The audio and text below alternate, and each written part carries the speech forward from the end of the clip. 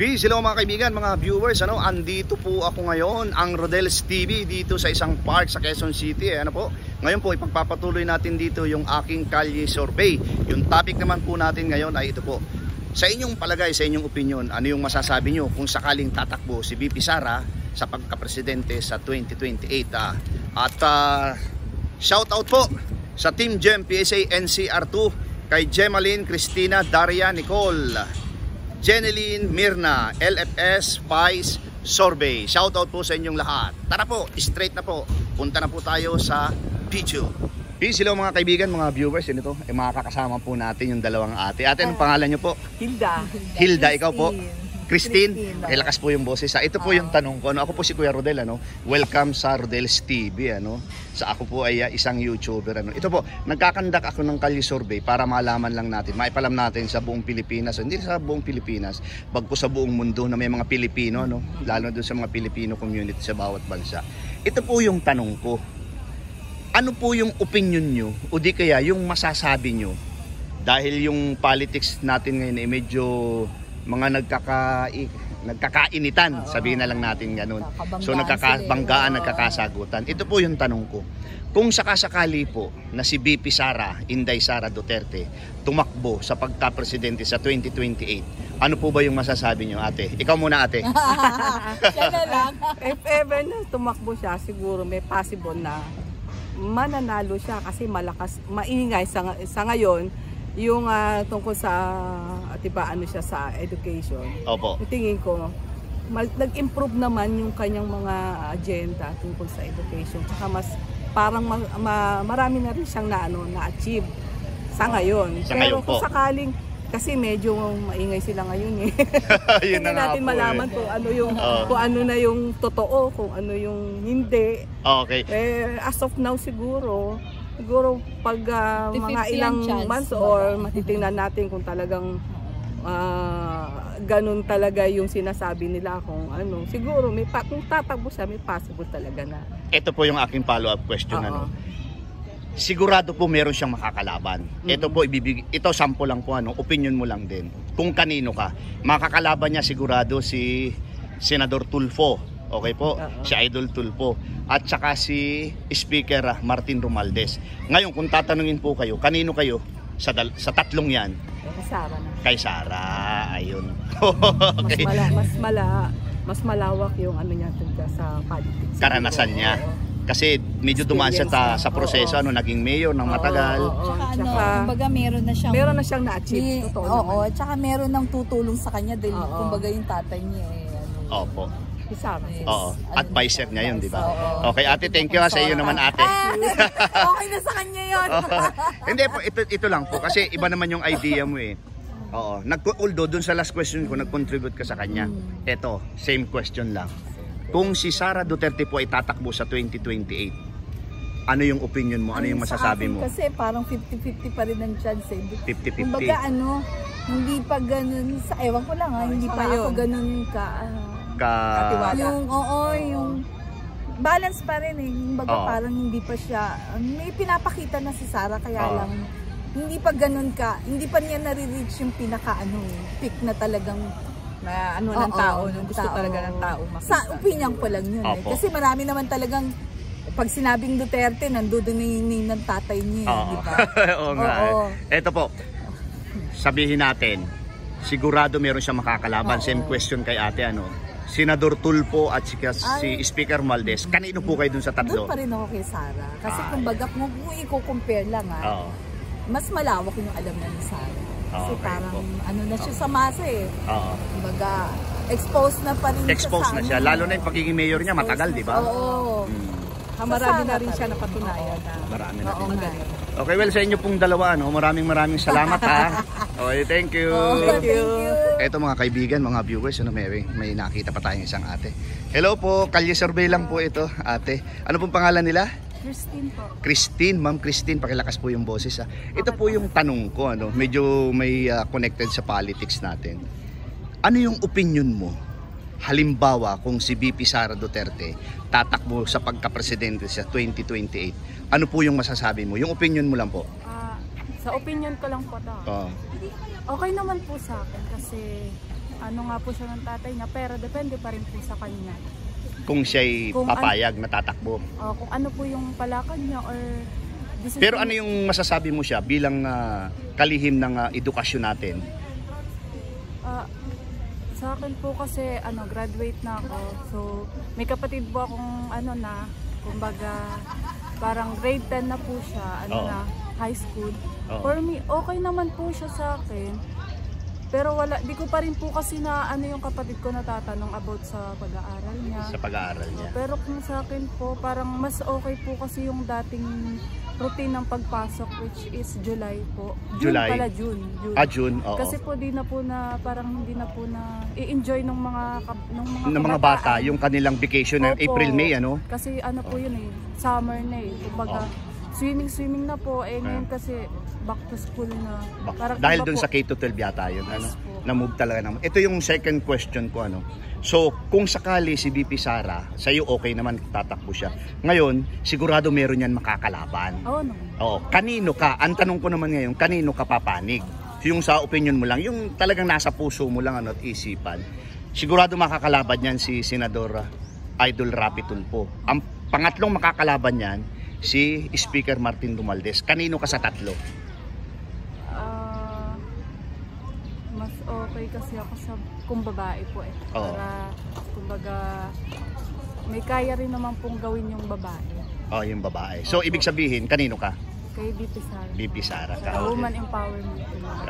Yun ang pinaka-important. Thank you po ha. Thank you po. Okay. Ito po mga kaibigan, may nakita pa tayong isang ate. Hello ate, Kalye Survey lang po ito. Ako po si Kuya Rodel. Welcome sa Rodel's TV. Ano pong pangalan nila? Sinayda Kilag po. Sinayda Kilag po. Taga saan po kayo ate? Taga Barangay Commonwealth. Shout out po sa lahat ng mga taga Barangay Commonwealth. Ate, ito yung napakagandang tanong ko. Hindi naman lingid sa atin ngayon yung politics ay medyo mga nagkakasagutan sila, di ba? Medyo sabihin natin magulo ng konti. Ngayon po, ito yung tanong ko. Kung sakali lang natatakbo si VP Sara sa pagka-presidente sa 2028, ano po yung opinion mo at ano yung masasabi mo? Yung tungkol sa pamumuno niya pag siya ay tatakbo. Oo. Depende na lang po siguro yun kung hindi kasi natin hawak yung utak nila kung ano talaga yung plano nila para sa sa Pilipinas. Kasi karamihan naman po pag nakaupo na sa sa posisyon, nawawala na po yung mga magagandang plano. Pangako. Pero kung follow-up question po kung tatakbo nga talaga si VP Sara sa 2028 sa pagka-presidente, pabor po ba kayo? Para sa akin lang po pabor po ako kasi kung sa bagay yung naumpisahan ng tatay niya, gusto ko po sa akin lang po ipagpatuloy talaga. Sa tingin niyo po ba ngayon, medyo hindi po ba na ipagpapatuloy yung nasimulan ni former PRRD? Wala po talaga. Wala po talaga. Lalo pong naging hirap. Lalong naghihirap sa mga bilihin. Opo, tumaas lalo ang mga bilihin. Okay po. Ate, last question. Sigurado, kung tatakbo si VP Sara sa 2028, meron yan makakalaban. Ngayon, kailangan ko pa rin yung opinion mo. Ang posibleng makakalaban yan, si Idol Rapi Tulfo, Senador Idol Rapi Tulfo, at saka si Speaker Martin Romualdez. Ngayon, ang tanong ko sa iyo, kanino ka papanig dyan sa tatlong yan na makakalaban niya, na maglalaban-laban? Sa tatlo po? Oo. Parang gusto ko pa rin po si Sara Duterte. Sara Duterte. Bakit po? Kasi kung sa bagay yung pamumuno po mula doon sa tatay hanggang sa mga anak ay nasusunod po nila yun. Pinagpatuloy lang po talaga. Okay po. Kung ano po yung puno, yun din po yung bunga. Okay. Ate, thank you po ha. Sige okay, po. Thank you. Okay. Please, ito mga kaibigan, mga viewers, meron tayong nakita pa. Kuya, mawalang galang na sa iyo. Welcome sa Rodel's TV. Ako si Kuya Rodel mo. Oo. Ngayon, anong pangalan niya? Renan Lumuntad po. Reynaldo? Renan, taga saan si Renan? nasa taga Negros ako pero nasa Baysa ako ngayon. Okay. Well, shout out po sa lahat ng mga taga Negros Ayan, kung mapapanood niyo yung kababayan si Renan Renan, ito yung tanong ko sa iyo. Kung sakali lang na si VP Sara tumakbo sa pagka-presidente sa 2028, ano yung opinion mo? Ano yung masasabi mo? Okay agad yun. Okay yun. Bakit naman? Kasi sa tatay niya pa lang, daming nagawa daming nagawa. Duterte.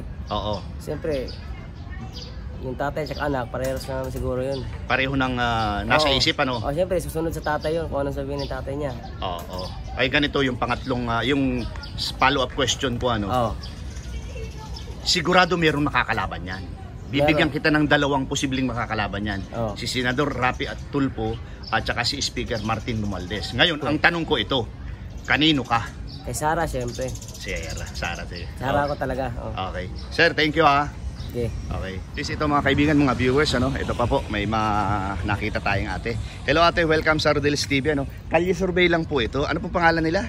Angela Fenix po. Angela. Kilakas yung boses Angela ha. Wala tayong lapel, wala pang budget. Ito yung tanong ko, ano? Ano yung opinion mo at saka yung masasabi mo? Halimbawa, si VP Sara Duterte tumakbo sa pagka-presidente sa 2028. Ano yung opinion mo? Para sa iyo?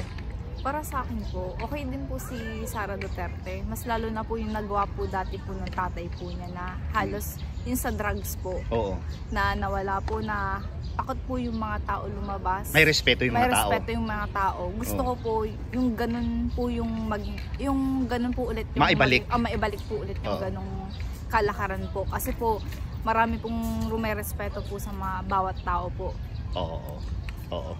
Ganito yung follow-up question ko, ano. So, ibig sabihin pabor ka, natatakbo Yes, siya. po. Okay. Ito yung second question ko, ano. Sigurado merong makakalaban yan. Yes po. Okay. Bibigyan kita ng dalawang posibleng makakalaban niya dahil matunog din ito. Ang siguradong makakalaban niyan si Senador Rapi Tulfo. At ang pangatlo na makakalaban niya ay si Speaker Martin Romualdez. Ngayon, ito yung tanong ko. Kanino ka sa tatlong yan? Kay Sara Duterte po, syempre. Kasi Sige. subok na po, mas lalo po sa tatay niya. Talaga. Opo. Okay. Thank you po ha. Opo. Ito po mga kaibigan, mga viewers, ano, meron pa po tayo nakita may interview natin. Hello po, Kalye Survey lang po ito, ano. Ako po si Kuya Rodel, welcome sa Rodel's TV. Ano pangalan niya? Jem. Ano? Jem. Pakilakas ang boses ha, kasi wala tayong lapel. Ikaw? Ano po, Jel? Jel, okay. Ito yung napakagandang tanong ko. Again, welcome sa Rodel's TV. Ikaw muna. Sa iyong pananaw, sa iyong opinion, ano, at yung masasabi mo, kung tatakbo si VP Sara sa pagka-presidente sa 2028, ano yung masasabi mo? Gaganda yung Pilipinas. Ha? Gaganda Pilipinas. Ano pa? Sige, lakasan mo yung boses mo. Yun lang po. Yun lang? O ikaw, bro? Para po sa akin, Oo. Tingin ka sa camera. hindi ko po masasabi na maganda kasi feel ko lang po ngayon, hindi ko na po siya na nararamdaman o hindi ko masabi na Oo. may ginaganapan po siya ngayon sa Oo. sa pagiging Secretary ng DepEd. Okay, ito yung ano ko sa inyong dalawa, no. Ito yung follow-up question ko. Simple lang din ito. Sigurado meron yan makakalaban. Ang isang makakalaban yan, si Senador Rapi Idol Tulfo. Tapos ang pangatlong makakalaban yan, si Speaker Martin Romualdez. Ngayon ang tanong ko, kanino kayo? Ikaw muna. Ikaw. Kay Senator Tulfo po, syempre. Okay, bakit? Syempre po, nanonood po ako sa kanya ng sa YouTube, yung mga Programa niya? Opo, yung mga pagtulong niya po. Pagtulong, oo. Pantay po talaga sa batas. Pantay sa batas. O ikaw naman, kanino ka? Si Rapper. Bakit naman? Kasi marami na po siyang natutulungan. Marami natutulungan. O pero sa tingin nyo ba, wala bang natutulungan si VP Sara? Wala bang natutulungan si Martin Romualdez? Hindi ko po kasi masyado silang naalahan pero mas nakakita ko po kasi si Senator Rapi Tulfo po talaga. Okay. So, sa inyong dalawa ha. Thank you. Peace, ayan po mga kaibigan, mga viewers, inyo pong napakinggan yung lahat ng aking mga na-interview, kung ano yung opinion nila, yung masasabi nila kung sakaling tumakbo si VP Sara sa pagka-presidente ngayong 2028. So, medyo lamang po si VP Sara, yun ang pulso ng bayan. Kaya sa mulit-muli po mga kaibigan, mga viewers, ito po, abangan nyo po yung aking mga susunod na Kalye Survey at mga interesting video. Okay po, peace!